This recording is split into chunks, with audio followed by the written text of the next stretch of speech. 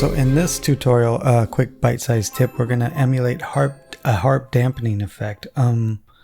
Let's just go ahead and play it first without any dampening.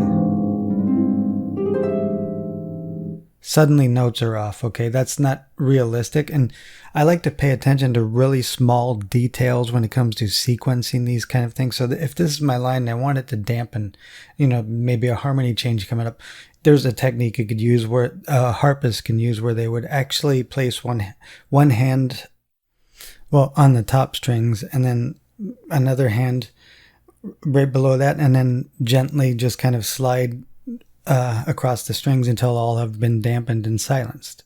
And we're emulating this by making the lowest note the longest, and we're just picking groups and making them slightly shorter from top to bottom. I suggest looking up harp techniques on dampening, especially to understand this particular concept and effect.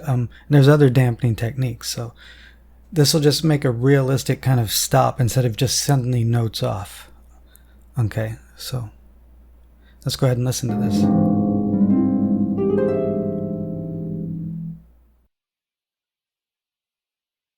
I'm just using the sustain patch. Now, even though you may have release triggers, it's still not the same, okay? If you still have notes off, all lined up perfectly like that, all the release triggers are all still gonna sound off at the same time.